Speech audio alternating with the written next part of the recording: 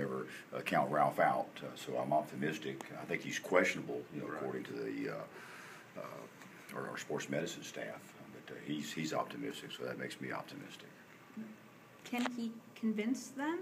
I mean, is it all going to depend on, I mean, like you said, he said after the game, it's not going to keep me out, I don't care what it is, but it's not up to him, right? Well, it's up to him. He'll have to go out there and prove that he can get it done and safety not be a factor.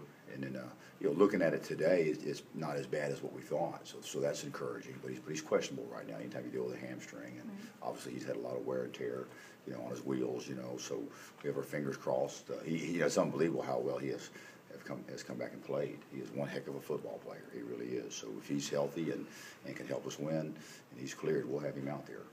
Optimistic to get some of your other guys back, maybe Raheem? Raheem, I'm not sure. We will. He's questionable as well. We'll go out there and give him some reps on Tuesday and then see how he responds on Wednesday, how much soreness he has and how fast the soreness will go away, if there is any soreness. If he's really sore, then we can't continue to prepare him. He needs reps, so we'll try him out some on Tuesday and see how he holds up. If he holds up well, we'll get him ready to play in the ball game. He can certainly help us win if he's healthy. The other guys that have been banged up and been playing banged up, and has had some effect on our level of play across the defensive front. We came out in better shape on this Sunday than any of the past several Sundays, and that's fortunate. We're still not 100%, but Ryan Russell was better this past Saturday. He was better yesterday than he has been, and he's much better on this Sunday than he has been on any Sunday. So we're optimistic that he can be an even better player this coming Saturday, and the same with Robert Macy, and the same with Kawan Short. I don't know if we'll get Brandon Taylor back or not. He's questionable to doubtful. The other Gabe Holmes, the same way, he's still very, very sore, so he could be questionable for the game. We'll get a lot more answers on those guys when they get out there and start moving around on Tuesday. What about Anthony Brown? He wasn't there yesterday. Well, he got a foot injury on Thursday, and we thought it was a bad one. Looking at the X-rays, he's going to be okay, but he does have a foot injury. And we'll try him out on Tuesday and see how sore he gets, and if he can hold up and be ready to get more reps and get prepared for the ball game, then we'd love to have him out there and he can help us win. But he's in the same boat as those other 3 or 4 guys. We'll see on Tuesday. Did E.J. Johnson play more than the one play that he knocked the ball away? No, we've hit on special teams. Yeah. And again, he hasn't had many reps. He's been out all along. Timing, in football sometimes could really be cruel, because he was really coming on and very highly regarded, a heck of an athlete, and at a position that we need some help at.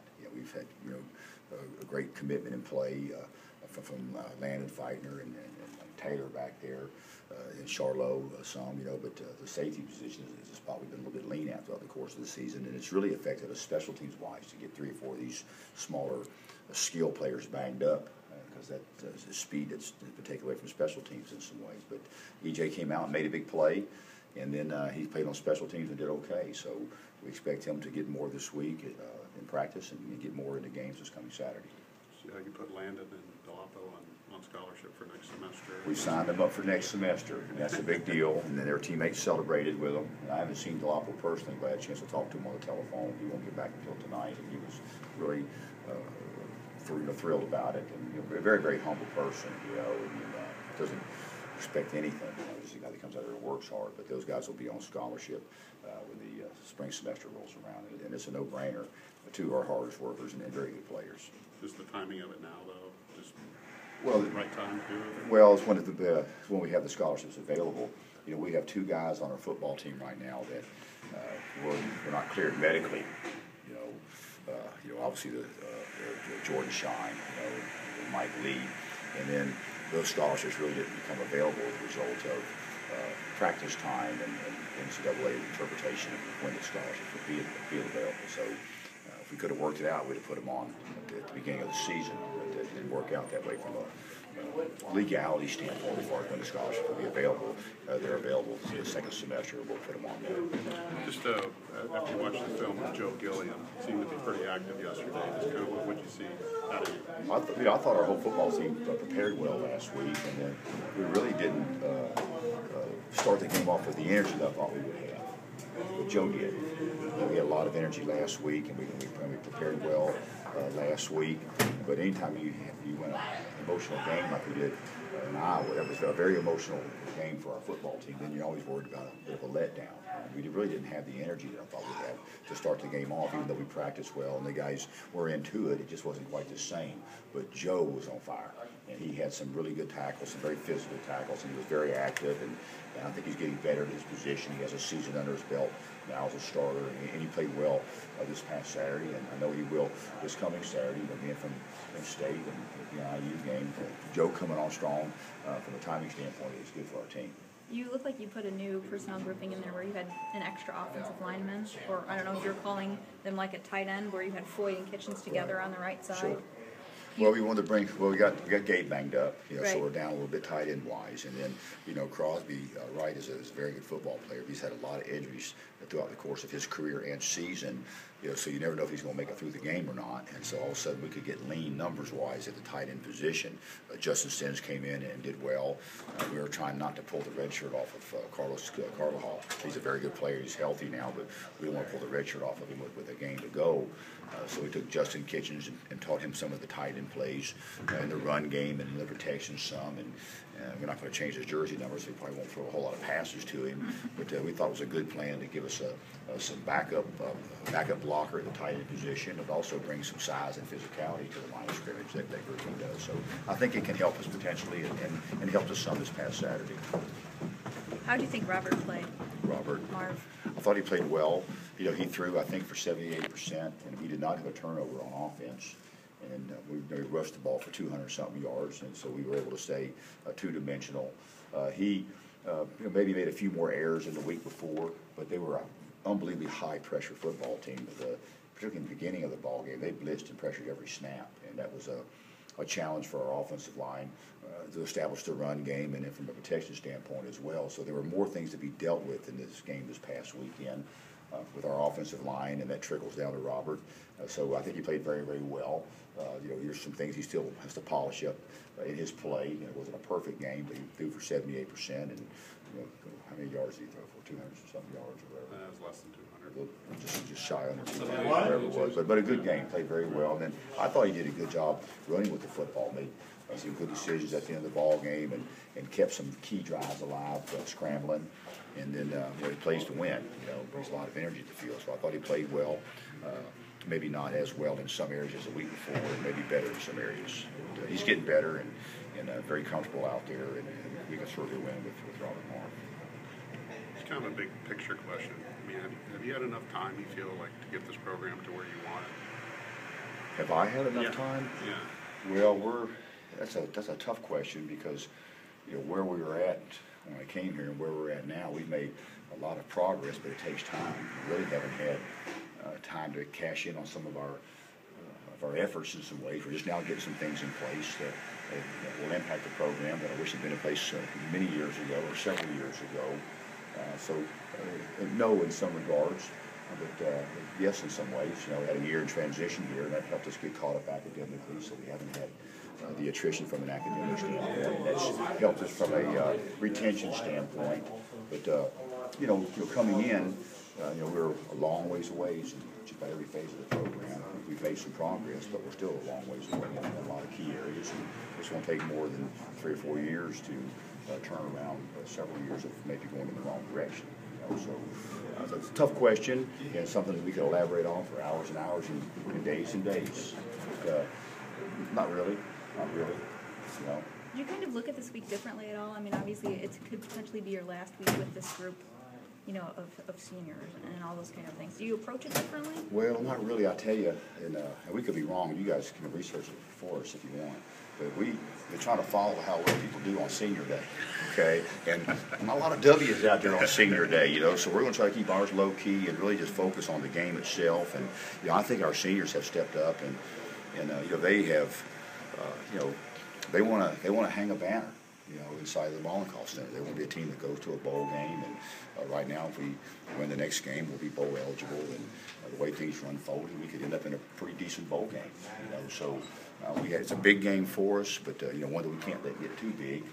I feel like the last couple of weeks we've played much more loose, as a football team, and there are some times throughout the course of the season where the competition was really tough. There were a lot of things on the line. We lost to some great teams that everyone else has lost to as well. You know, teams that have had a lot more in place for a much longer period of time than we have, but yet we anticipated beating them and we wanted to beat them. You know, so some rough sledding in the middle of the season, and for our team to bounce back like we have, I think is a tribute to our seniors. And so we'll go about this game as a game that we want to win, but try not to increase the magnitude of the seniors this weekend, just based on what I'm seeing from other teams on senior day. We're going to kind of keep that thing low key and go about our business like we had the last 2 or 3 weeks. So we've been playing well. It's like some of these seniors are guys you recruited. So, I mean, this is kind of a mix of the old and the new a little bit here that you're going to say goodbye to on Saturday. So it's tough in that regard too. Well, we're going to say goodbye after we win the ball game. Okay, that's part's really important. I think I look back at last year's senior day. And we had all the seniors come out there. It was a long, drawn-out process, and the Maddie family there. And just a lot of emotion to get involved in. Prior to a big emotional ball game. So we're going to keep the senior day thing a little more low key this year and focus on it like we would just any other ball game. And that seems to have been a recipe for success for us the last couple of weeks. And we've had a lot of fun the last couple of weeks, and thank God we still have a meeting room and a locker room. That's our sanctuary, because we've kind of rallied up and had a lot of fun together as a football team, and I think it's carried over to the playing field on Saturday. How big is getting the extra practices with a bowl game for some of the younger guys who are redshirting right now? It's huge. It's a difference maker, and it is a difference maker for this team. Again, we would like to have won more ball games, but the people that we lost to are some of the very, very top teams in the country, and just the timing of things. And a couple of those teams are undefeated, and they play for the national championship. I don't know that the teams that we lost to collectively, if they have 10 losses amongst them all, y'all can do the math, But the bowl practices last year, I thought, made a difference in how fast we were able to start in spring and get some work to some younger guys and kind of get them on the depth chart and in position to compete at some spots. And you find out a lot more about your young guys during the bowl practice. So it's key to the future of Purdue football. Will always be in postseason play and to cash in on the practices. Obviously, Caleb hasn't played much this week. In the last couple of weeks, how has he responded to, I guess, being put on the bench? Well, he's the same as our other quarterbacks. He's been fantastic. Robert Marv and Caleb Turbush and Rob Henry, all those guys have had some rough sledding here at Purdue as a result of different but difficult circumstances. And when Robert Marv had his rough sledding, he put the team first and supported the other quarterbacks. And when Rob Henry had his rough sledding and wasn't a starter anymore, he put his teammates first and put the team first. And when Caleb Turbush has had his rough sledding, he has been a great teammate and put his teammates first and supported the other quarterbacks. Those three guys have been like brothers throughout their career here, and each one has been here to support the other one through some really tough times. I've never been through anything in my coaching career like we've been through here in the last 3.5 years at the quarterback position. I don't know that anybody anywhere else has. It's phenomenal, really. Just the idea that 3 or 4 weeks ago, Robert Marv, whatever the Notre Dame game was we were told he'd never play football again. And he's out here winning games, taking us to a bowl game, throwing for 78%, running wild, making first downs. That in itself is amazing to me in a lot of ways. It's very difficult to manage. Somebody asked me the other day about if I could do it all over again when I've named Robert Marv the starter earlier. We couldn't. He blew his knee out again. So it's been a challenge at that position, and those guys have been great in supporting one another and always putting the team first. So Caleb has been A+.